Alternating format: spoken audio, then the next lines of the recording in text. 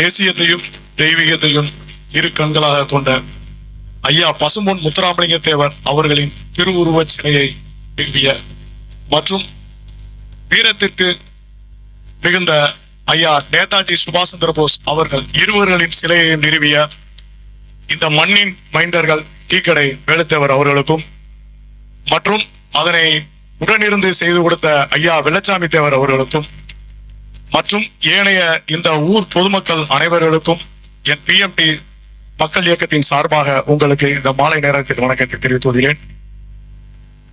ஒவ்வொரு இடத்துலையும் ஒவ்வொரு பிரச்சனைகள் வந்துட்டு இருக்கும். எங்க ஊர்ல எனக்கு அழகாவடிதான் பக்கத்துல இருக்க ஒரு 10 கிலோமீட்டர். எங்க ஊர்ல நீங்க யூடியூப் சேனல்ல பாத்தீங்கன்னா அம்பேத்கர் போட்டோ அந்த பக்கம் போட்டு என் போட்டோ அந்த பக்கம் வச்சிருப்பாங்க. ஏன்னா ஊர்ல நடந்த பிரச்சனை அந்த மாதிரி. அதுக்கு பள்ளிக்கண தேவரை தொடர்பு கொண்டு அண்ணன் இசக்கி ராஜா தேவர் அவர்கள் வந்ததுக்கு பிறகுதான் எங்களோட பிரச்சனை சரி செய்யப்பட்டது.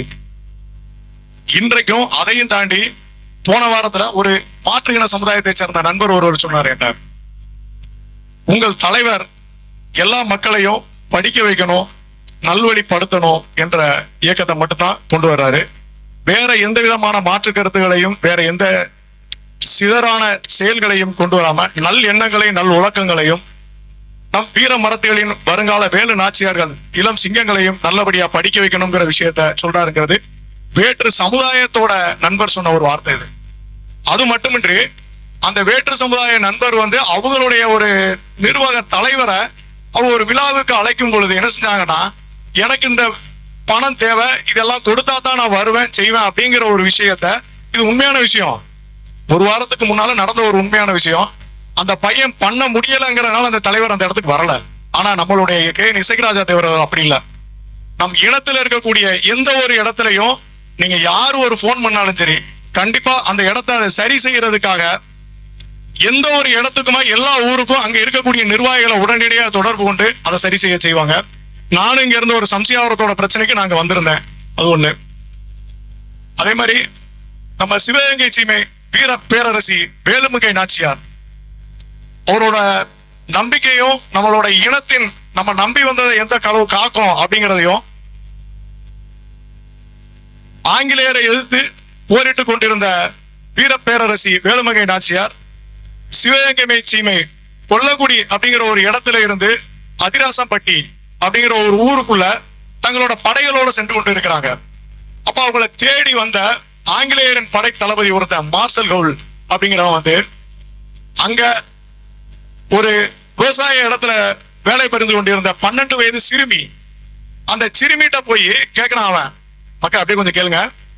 12 வயது சிறுமிட்ட அந்த ஆங்கிலேய படைக்காரன் கேட்கிறான். என்ன கேட்டானா, வேலுநாச்சியாரை நீ பார்த்தா எனக்கு அடையாளம் சொல்லு அப்படிங்கிற ஒரு விஷயத்த சொன்னான்.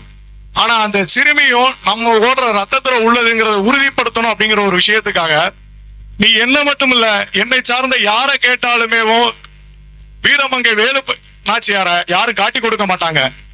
என்னைய 2 துண்டா வெட்டி போட்டாலும் சரி, நீ 8 துண்டா வெட்டி போட்டாலும் சரி, உன்னால ஒண்ணும் பண்ண முடியாது அப்படிங்கிற ஒரு விஷயத்த ஆங்கிலேய படை தளபதி அந்த மார்ஷல் கவுல் 12 வயது சிறுமி உடையாள் என்கிறவள் சொல்றான். அப்ப அதை கோவப்பட்டவன் அந்த பெண்மணிய சின்ன குழந்தையோட பார்க்காம அந்த குழந்தைய 2 துண்டா வெட்டிடுறான்.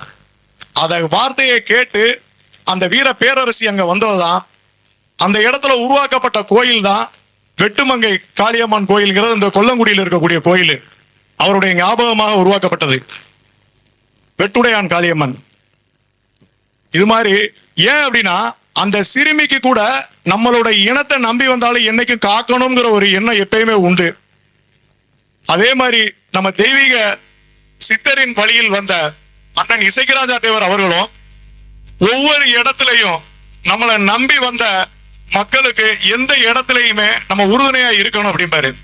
அதாவது கள்ளர் மறவர் அகமுடையார், ஒரு ஆலமரத்தின் கிளைகளும் விழுதுகளும் 1000 இருந்தாலும் அதன் ஆணி வேர் என்பது என் அண்ணன் இசக்கி ராஜா தேவர் அவர்களாக மட்டும்தான் இருக்க வேண்டும் என்பது என்னுடைய குறிக்கோளுடன், மேலும் இந்த ஊருக்கு இந்த விழாவினை ஏற்பாடு செய்து கொடுத்த அருமை நண்பர்கள் வைரமுத்து மற்றும் மாவட்ட மண்டல பிரதிநிதிகள், என் உடன்வரா ரத்த சொந்தங்கள் அனைவருக்கும் மனமார்ந்த நன்றியை தெரிவித்துக் கொண்டு விடைபெறுகிறேன். நன்றி, வணக்கம்.